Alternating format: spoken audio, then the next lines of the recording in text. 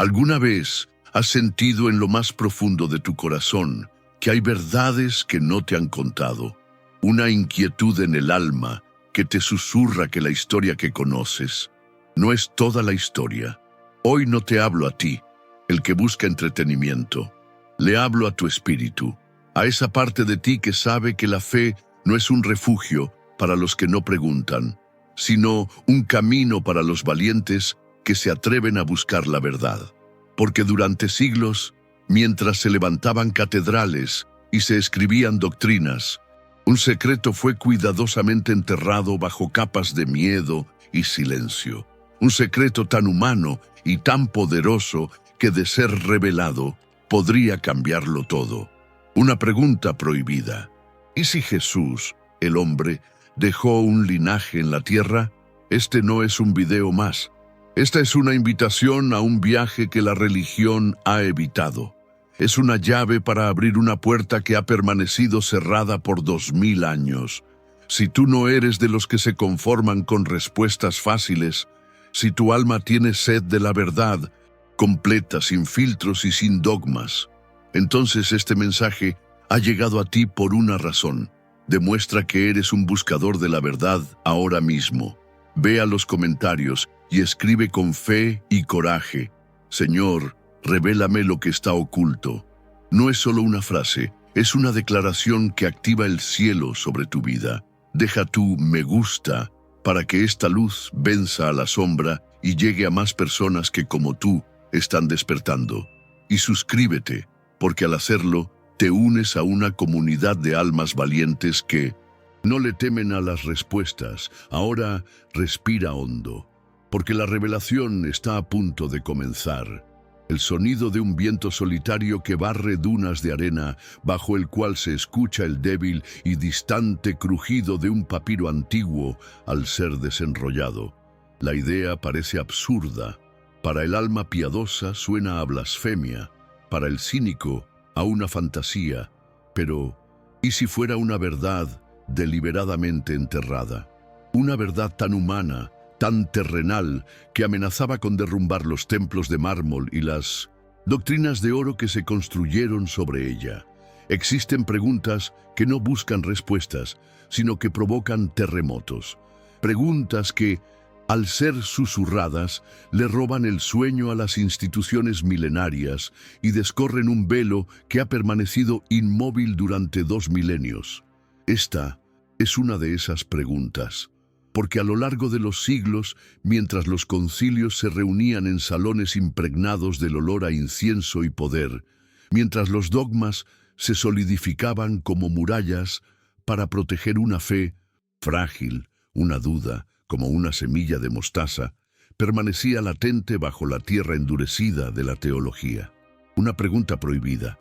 ¿Tuvo Jesús, el hombre, el carpintero, el rabino de Nazaret, hijos? Y si los tuvo, ¿por qué el silencio? ¿Por qué este vacío ensordecedor en la crónica de la historia? Lo que están a punto de escuchar no es un ataque a la fe, es una inmersión en sus abismos. Es una invitación a buscar la verdad más allá del dogma, un viaje arqueológico al corazón de un misterio que la Iglesia institucional eligió no tocar. Es una exploración de ese silencio intencional de la historia, porque en ese silencio algo grita, algo pulsa entre las líneas de los evangelios, en los fragmentos de papiros rescatados del desierto.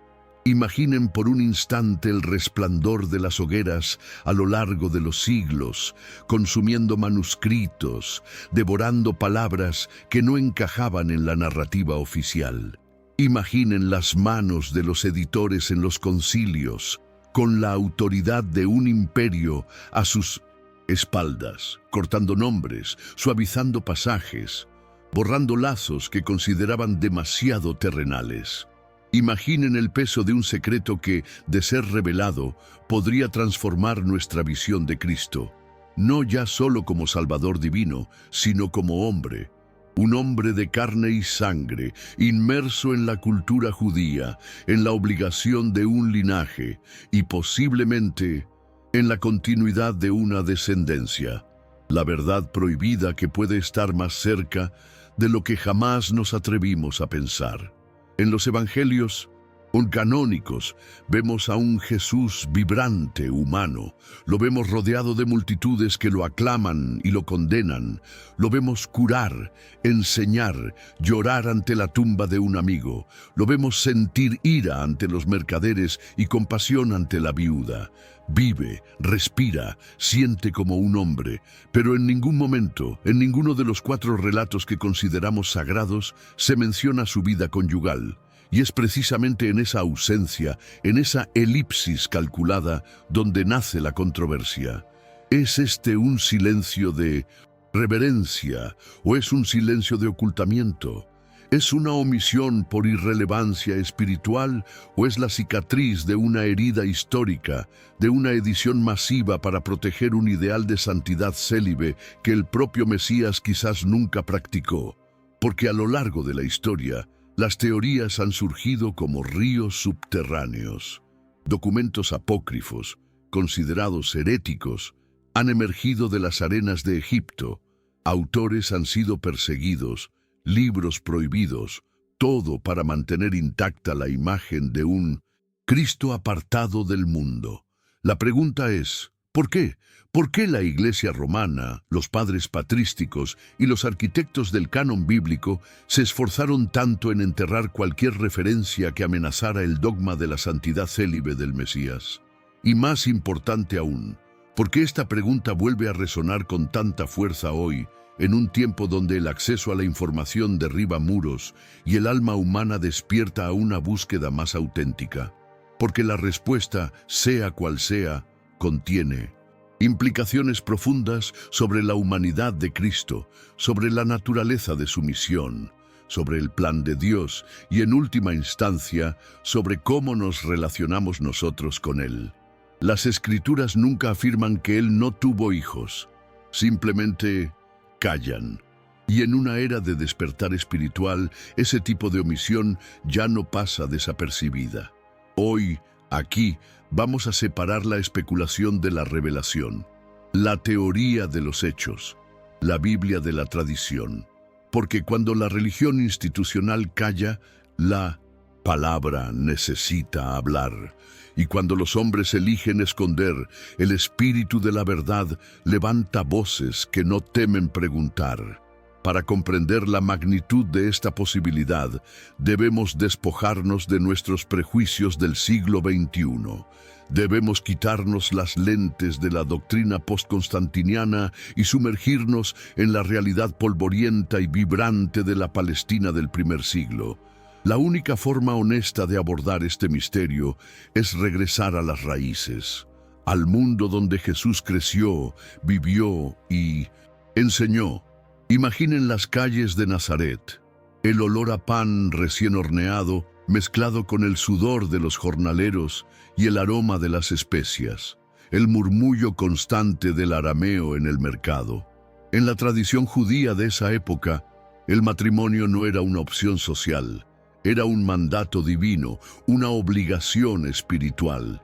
El primer mandamiento de la Torá no fue amarás a Dios, sino creced y multiplicaos.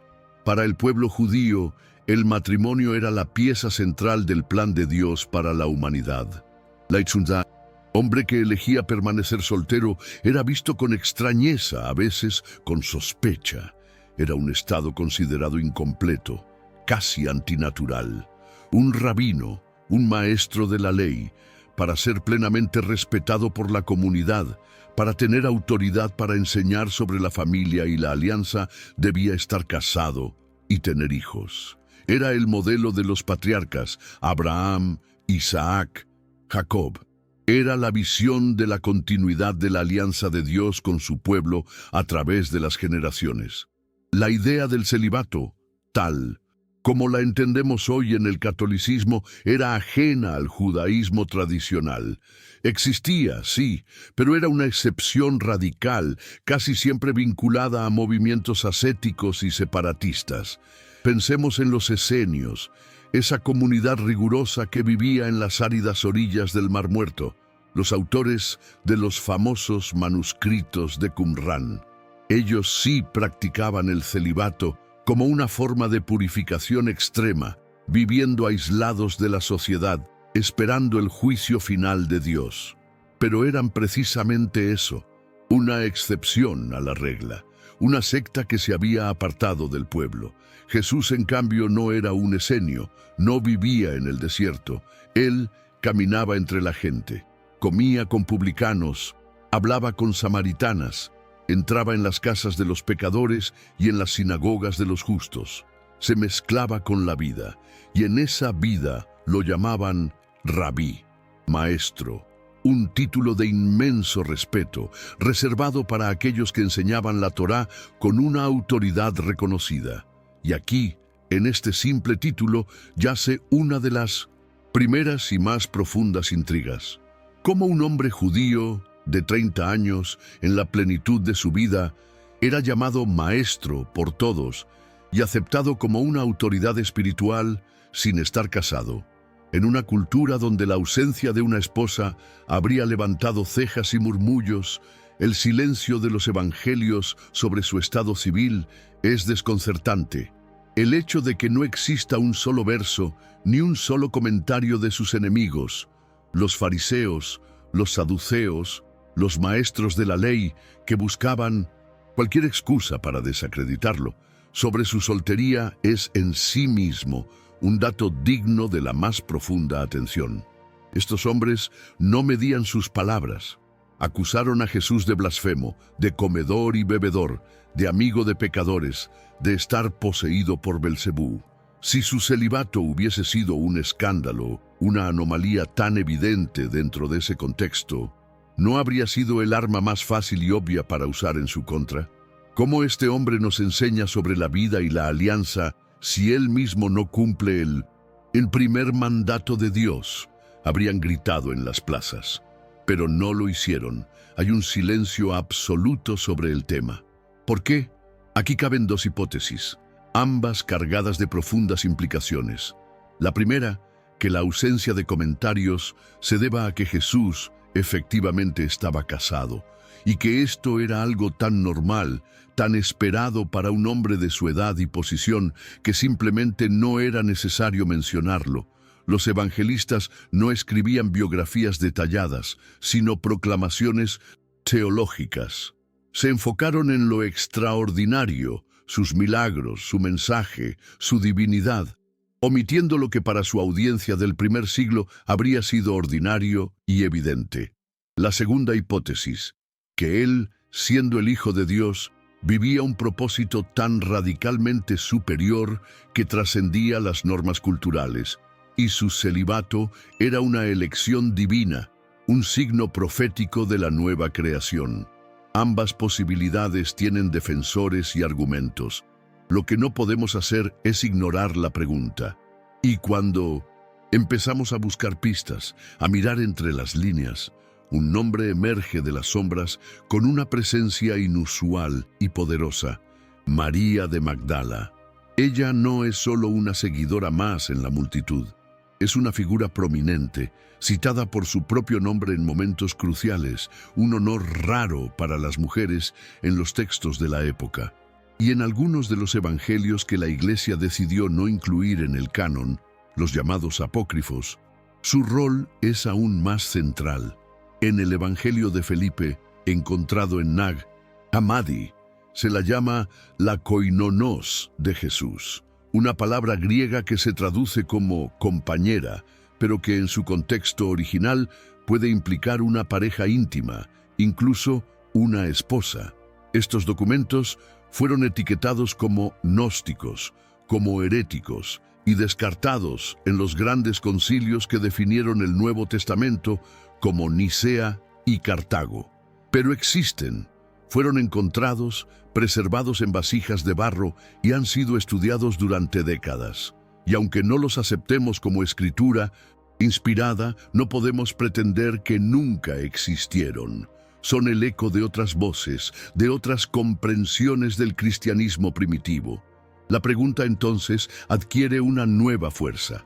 ¿Fueron estos textos silenciados porque eran falsos o porque amenazaban una narrativa que ciertos grupos de poder en la Iglesia naciente querían construir? una narrativa donde Cristo debía ser exclusivamente divino, celestial, una figura etérea y separada de cualquier vínculo carnal. Un Cristo deshumanizado para ser más fácilmente divinizado. No un hombre completo, con cuerpo, alma, espíritu y tal vez los lazos humanos más profundos que cualquier judío de su tiempo habría tenido. No podemos afirmar con certeza histórica que Jesús estuvo casado. No hay una prueba directa e irrefutable, pero tampoco existe prueba alguna de que no lo estuviera. Y esta ausencia de evidencia dentro de un contexto cultural que exigía el matrimonio como norma, hace que el silencio sea ensordecedor. Ahora debemos adentrarnos en el territorio más sensible y controvertido, el origen de la teoría de que Jesús tuvo hijos. ¿De dónde nace esta idea que, aún hoy, causa un profundo malestar en la teología tradicional y es calificada como herejía por unos y como revelación por otros? Nuestros ojos deben dirigirse a esos textos olvidados, los evangelios apócrifos y gnósticos. Estas obras, aunque excluidas del canon bíblico, circularon ampliamente en los primeros siglos del cristianismo. Revelan una asombrosa diversidad en la forma de entender quién era Jesús y cuál era el significado de su misión. El más famoso de ellos en este debate es el Evangelio de Felipe. En él se encuentra una frase que ha generado incontables debates e interpretaciones. El texto, aunque dañado en una parte crucial, dice: «Y la compañera, koinonos del Salvador, es María Magdalena. Cristo la amaba más que a todos los discípulos y solía besarla a menudo en su...». La palabra que falta es objeto de disputa.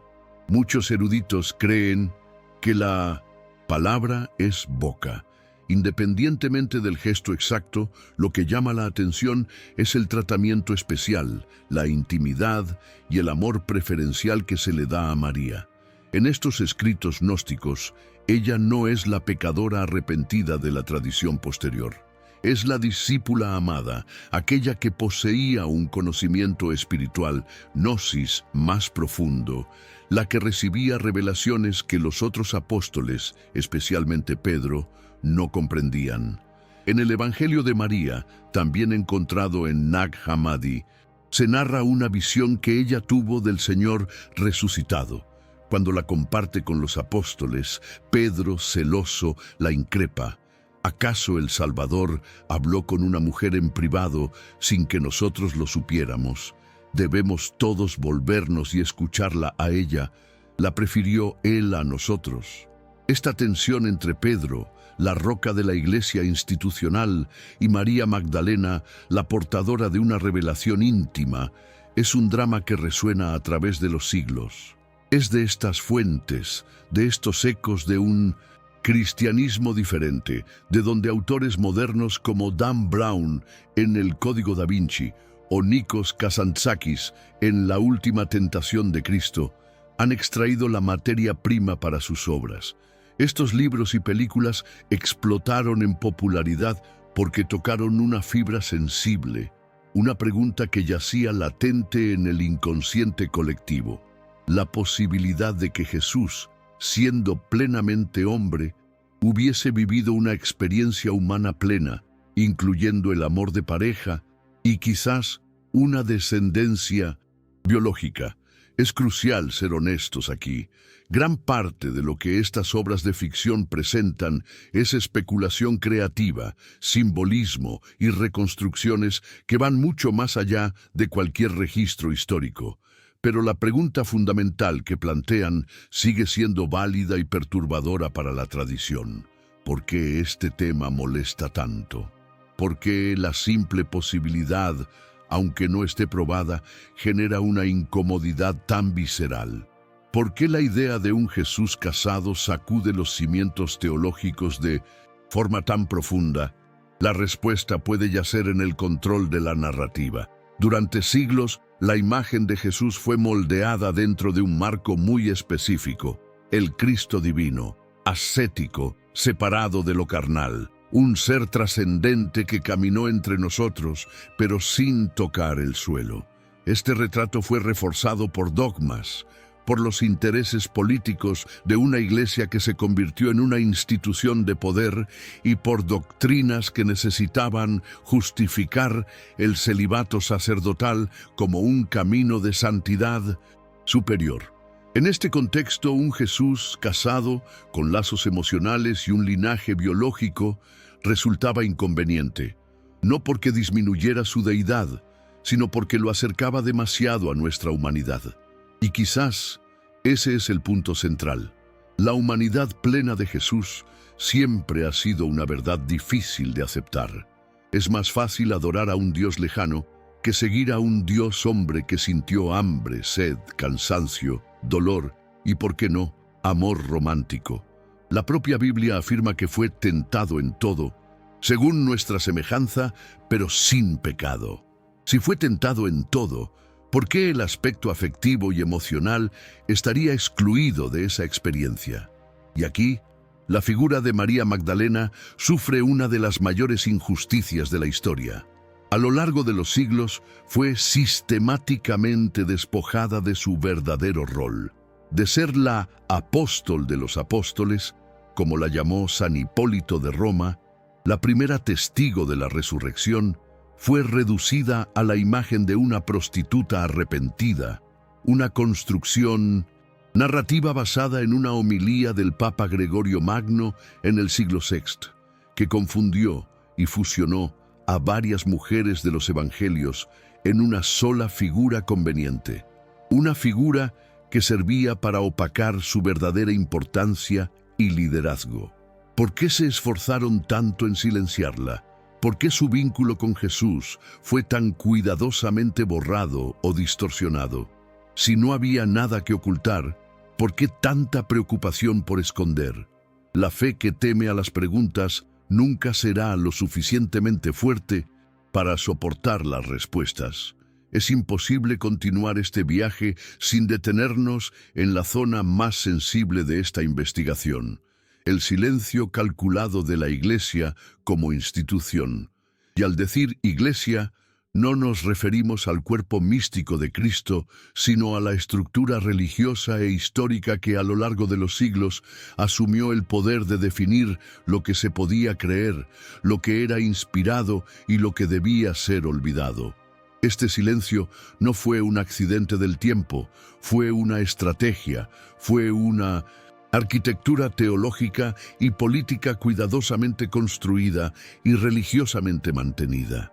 Durante los primeros 300 años después de Cristo, el cristianismo era un vibrante y caótico mosaico de creencias. No había una sola iglesia, sino muchas comunidades dispersas por el Imperio Romano.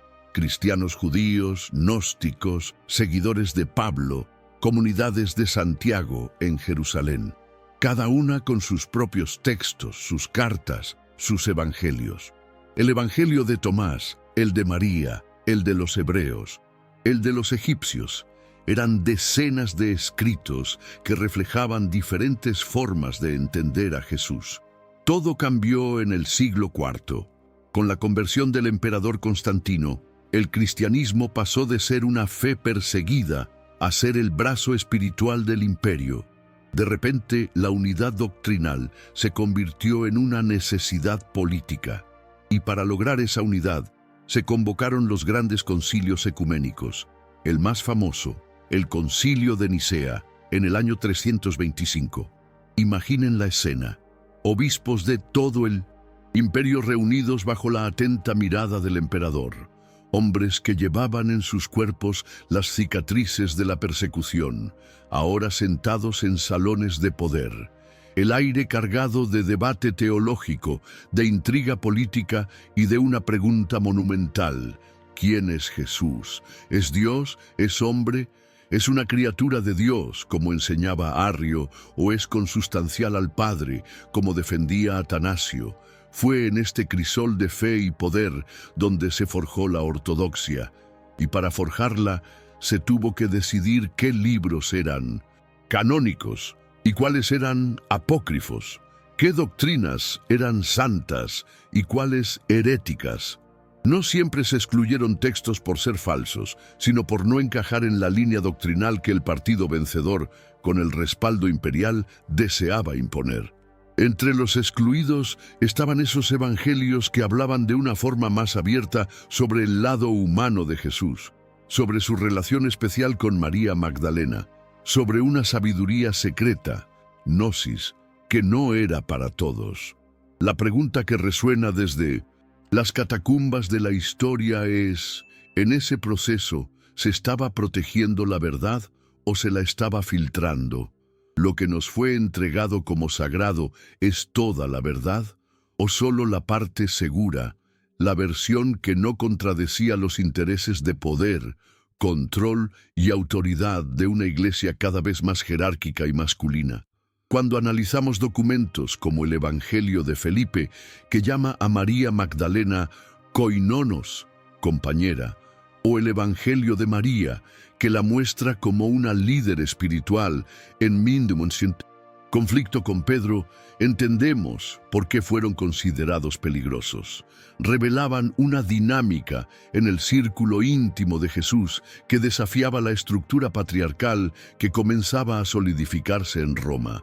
Un Jesús con una compañera, o incluso una esposa, y una mujer como su discípula más aventajada, era una imagen que no encajaba en el modelo de iglesia que se estaba construyendo.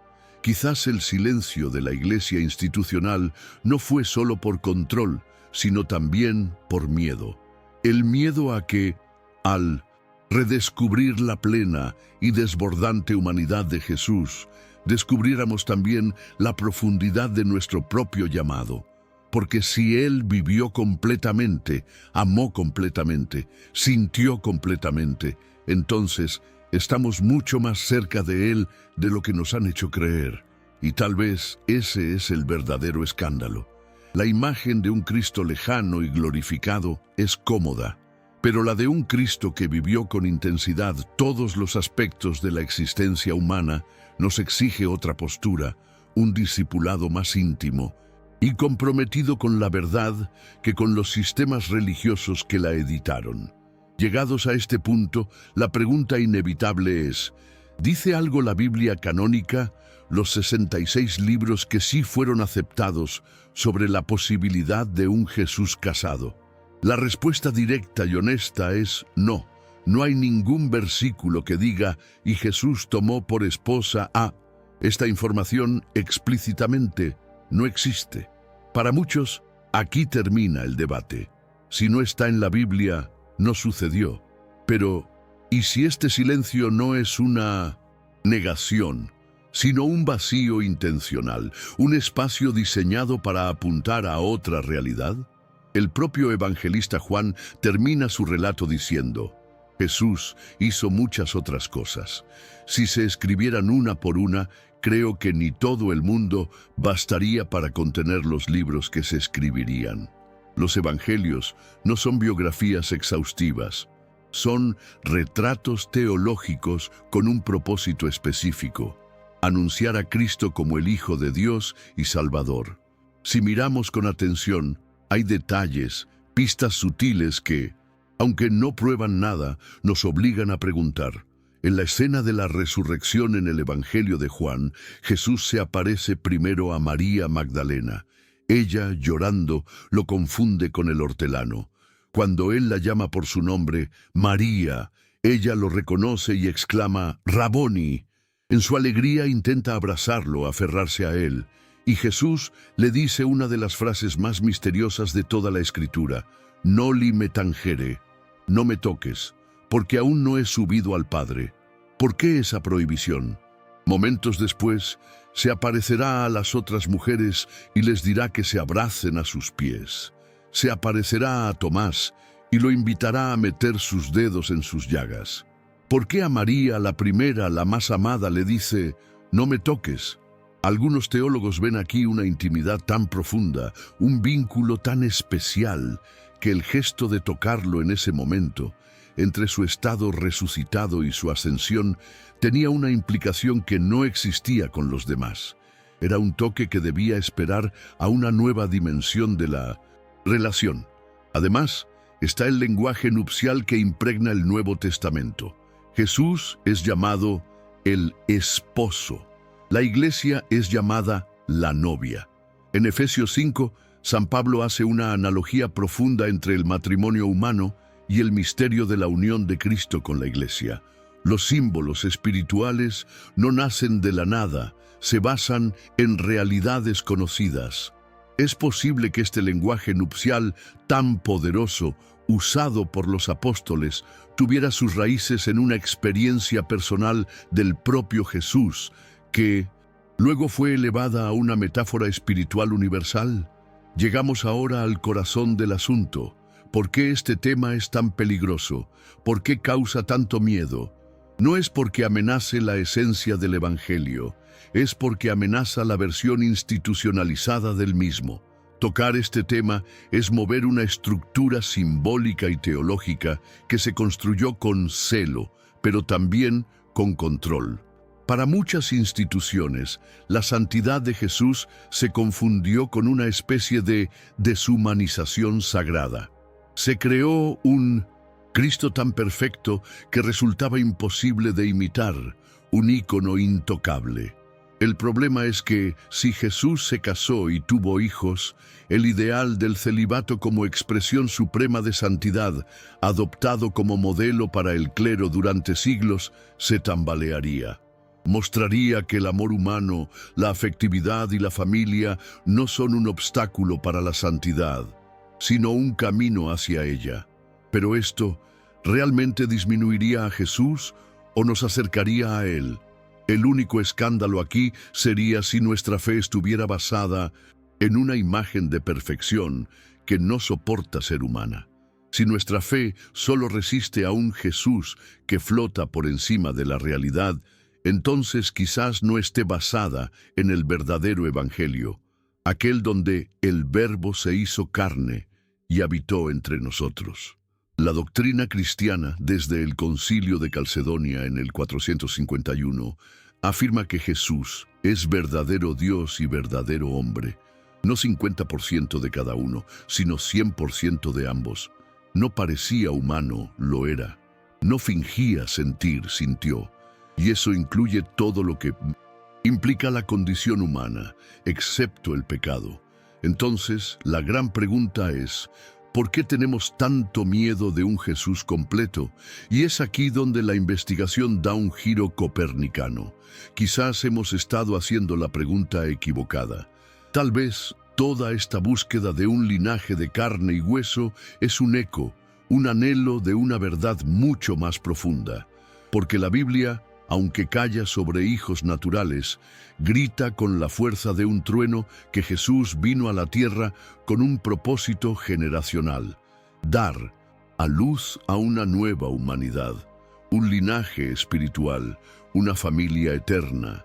Las Escrituras usan la metáfora más poderosa para describir esta relación. La iglesia es la novia y Jesús es el novio. Esto no es solo un símbolo poético, es una realidad profética. En la carta a los Efesios, San Pablo revela el misterio oculto por los siglos. Dios nos eligió en Él antes de la fundación del mundo, para que fuésemos santos e inmaculados en su presencia, en el amor, eligiéndonos de antemano para ser sus hijos, adoptivos por medio de Jesucristo. ¡Hijos adoptivos! Él no vino solo a salvarnos, vino a regenerarnos, a hacernos nacer de nuevo, a injertarnos en una nueva vid. Jesús no buscaba una continuidad biológica, vino a plantar una semilla incorruptible en el corazón de la historia. Una generación que no nace de la sangre ni de la voluntad de la carne, sino de Dios. Esta es la gran verdad que a menudo pasa desapercibida. Porque aunque Jesús nunca se hubiese casado en la tierra, llevaba desde la eternidad el llamado a desposar a una novia. Y esa novia no es una persona, es un pueblo, es la multitud de los redimidos, la generación nacida en el dolor de la cruz, lavada en la sangre del Cordero. El profeta Isaías ya había vislumbrado este misterio. verá el fruto de la aflicción de su alma y quedará satisfecho. ¿Qué fruto es ese? Sus hijos espirituales, los que fueron engendrados en la agonía del Getsemaní, en la sangre derramada en el Calvario, en la gloria de la mañana de la resurrección. Esos son los hijos con los que soñó, esos somos usted y yo. Por eso, la historia de la salvación, que comienza en un jardín con una pareja, Adán y Eva, termina en el Apocalipsis con una boda, las bodas del Cordero. El plan no ha cambiado, ha sido elevado, y todo culmina con el clamor que une el cielo y la tierra, el grito que atraviesa el tiempo. El Espíritu y la novia dicen, ven. No es el ruego de una religión, es el anhelo de una esposa que reconoce a su esposo y clama por su regreso. Y así, al final de este largo viaje a través de papiros olvidados, concilios y misterios, la reflexión se vuelve personal, íntima, inevitable. La pregunta que cruza las barreras del tiempo y la controversia ya no es si Jesús tuvo hijos biológicos. La verdadera pregunta, la que tiene peso de eternidad, es: ¿vive usted como un hijo de Él? Porque la esencia del Evangelio nunca fue sobre la genealogía terrenal, sino sobre la filiación divina. El plan de Dios siempre fue restaurar la paternidad perdida en el Edén.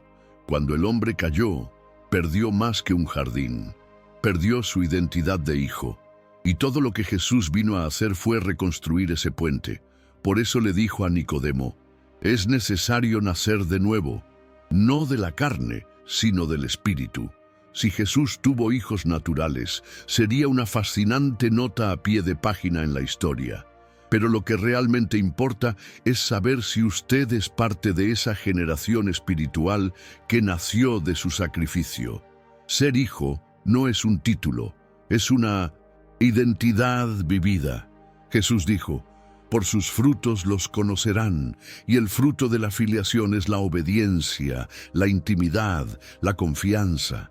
Un verdadero hijo no solo obedece a su padre, lleva el corazón de su padre. ¿Entiende usted la magnitud de esto? Jesús no murió para fundar una religión, murió para restaurar una familia, para sacar esclavos del miedo y llevarlos a la intimidad de la mesa del Padre, para convertir siervos en herederos. Y aquí, en el silencio de su propia alma, la pregunta debe resonar. ¿Vive usted como un hijo amado o como un huérfano disfrazado de creyente? Porque la mayor tragedia espiritual no es el pecado, es la orfandad. Son las personas que hablan de Dios, cantan a Dios, pero nunca han sentido el abrazo del Padre. La verdadera revelación de este viaje no está en un papiro polvoriento.